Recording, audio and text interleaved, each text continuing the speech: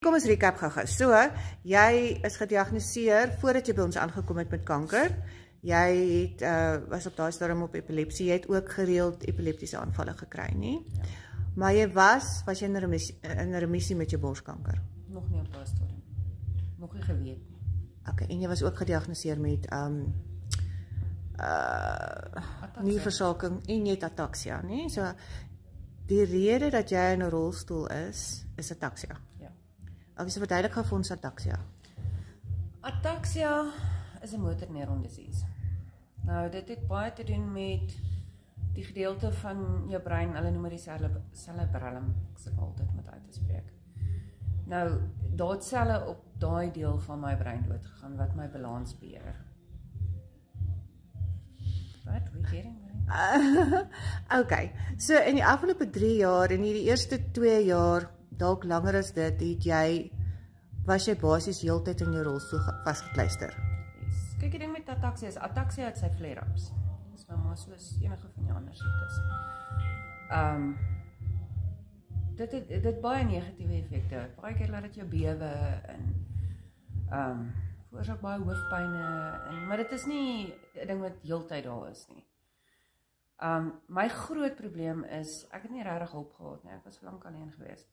So van al die sit het ek swak geraak. Okay, so wat jy sê, jy kan eintlik beweeg as jy oefening gekry het. Jy kon eintlik beweeg as jy oefening gekry het. En net iets het om my te stit. So die afgelope paar maande het jy nou juist dit begin doen. Jy het 'n bietjie begin beweeg. Ja.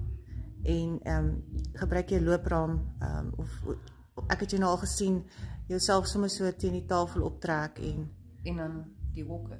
En jy loop met die walker. Nou, die loopraam werk nie so lekker nie want hy val.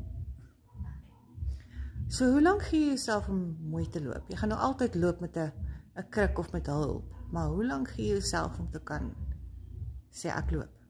Wel, ek hou van 'n uitdaging en my pa sit verskriklik druk op my om my lisensie te hernie, so ek moet seker maar baie vinniger probeer beter loop, sterker raak. So jy gaan weer bestuur? Ek is bang om weer te bestuur, maar ek sal seker hier in die omgewing ry, nie uit die dorp uit nie.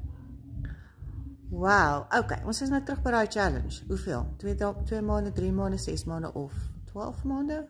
Kom ons gee dit 3 maande. 3 maande. Okay, 3 maande om mooi te loop. Ja. Nog nie by die bestuur nie, ons gaan nog. Ja. Okay. Die ding is, ek weet nie of ek nog kan bestuur nie. Ek is te bang om te probeer. Maar jy het onlangs ook baie goeie nuus gekry. Wat was dit? Dit was dat my nierfunksie skielik op 83% is. 83 of 85, ek kan nie onthou wat hulle sê nie. Wat die dokters gesê het medies onmoontlik is ten spyte van my uitslae waarmee hulle gesit het.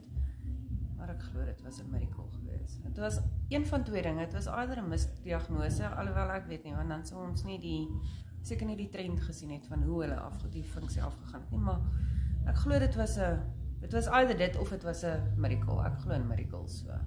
En ek moet sê, ek is baie beter die laaste ruk. Ja, so vir jou nierfunksie om van 7 na 85 toe te gaan is inderdaad 'n miracle. Mens kry partykeer dat dit opgaan na 15% of 16 of 17% as dit onder 15 was. Maar waar jy trek is inderdaad 'n wonderwerk.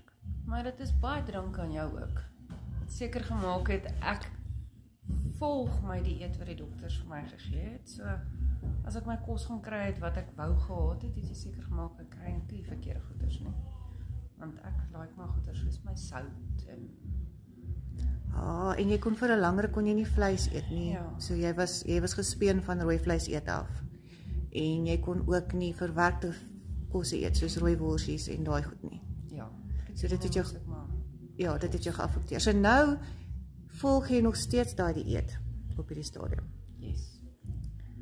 Want jy het nog nie jou lus teruggekry vir ander kos nie. Nee, ek het probeer die rooi vleis. Ek kan al rooi vleis eet, ek moet dit net matig hou. Okay. Maar ek kan voel wanneer is dit nou genoeg. Reg. Eiers, matigheid vir oor. Okay. My laaste vraag is, jy werk. Jy werk, jy het by die pap en braai winkel gewerk en jy, wat se werk doen jy? Wat doen ek nou? Wat ook al daar is om te doen. Ja, iets wat my mind besig hou, my motiveer om positief te bly. Ek kan nooit genoeg leer nie. Toe jy by die pap en braai winkel begin werk, het jy nou geleer van pap, van mieliemeel, en van eiers, en van kaas, en van melk. Ja. Ja, ek dink nou nie dis jou sterkpunte nie, maar jy het 'n wonderlike job gedoen om kliënte bymekaar te maak. Ek hoop so. Ja, jy het inderdaad. Maar as jy kon kies, as jy weer kan loop en jy sal weet, en jy dink oor 'n jaar of 2 vanaf, wat is dit wat jy regtig sou wil doen? Betrokke bly by die gemeenskap, meer betrokke raak by die hartshuis. Okay, so jou... Ek het lief geraak vir die mense daarso en ek het baie geleer daar. Okay, so jou planne gaan al, want jy is eintlik nog bitter jonk. Ja. As jy vorentoe beter raak, is jy nog steeds by die hartshuis. Yes. Wel Didi, ons wens jou Met alles geluk kry sterkte ons toe. 'n rigting en dan gaan ek vir my pa sê ek is nog nie klaar geleer nie. En wat sal jy gaan leer? Ek weet nog nie. Ons sal kyk hoe die Here vir my In gedagte het. het. Okay, jy lyk baie mooi en dankie vir die onderhoud. Dankie Sue.